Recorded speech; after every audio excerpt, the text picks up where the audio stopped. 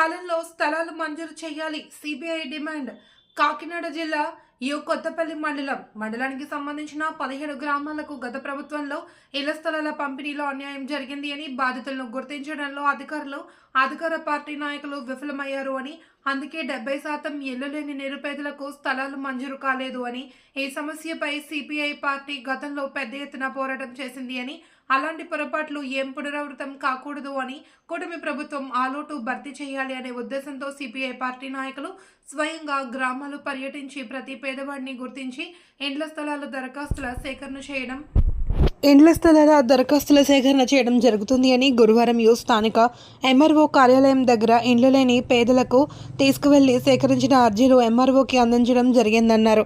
అనంతరం CPI party నాయకులు సాకా రామకృష్ణ మీడియాతో మాట్లాడుతూ, గతంలో ఏ ప్రజా అర్జీలు అధికారులకు తెలియజేస్తే ఆ అర్జీలు అధికారులు ప్రభుత్వం దృష్టికి తీసుకువెళ్లి జరిగేదని, అర్జీలు పరిశీలన చేసి ప్రజా సమస్యలు పరిష్కారానికి ఆదేశాలు జారీ చేసేవారని, రాను రాను ఆ పరిస్థితి మారి ప్రభుత్వాలు మాత్రమే అధికారులకు ఆదేశాలు జారీ చేసిన తరువాత ప్రజలు దరఖాస్తు చేసుకోవాల్సి వస్తుందన్నారు.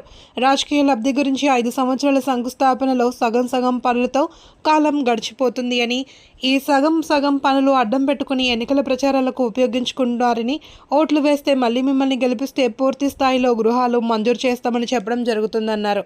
ఇలాంటి పరిస్థితులు భవిష్యత్తులో ఎదురు కాకూడదు అని సిపిఐ పార్టీ మంచి ఆలోచన చేసి పూర్తి స్థాయిలో గృహాలు మంజూరు కోసం ప్రభుత్వం ద్వారా హామీ తీసుకుని గ్రామానికి సిపిఐ నాయకులు వెళ్లి అర్జీలు సేకరణ చేసి స్థానిక సచివాలయంలో ఆన్లైన్లో చేయుటకు అధికారులకు ఇవ్వడం జరుగుతుందని ఆయన వివరించారు.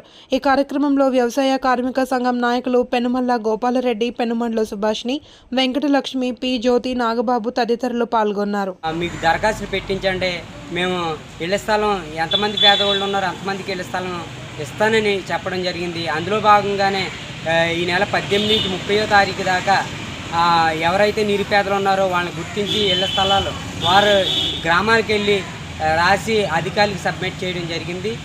అది ముఖ్యమంత్రి చంద్రబాబు నాయుడు గారు ఈ యొక్క పేదల విన్నపం పరిణామంలో తీసుకుని పూర్తి స్థాయిలో ఇళ్ల స్థలాలు మంజూరు చేయాలని ఈ సందర్భంగా తెలియజేస్తూ ఉన్నాం.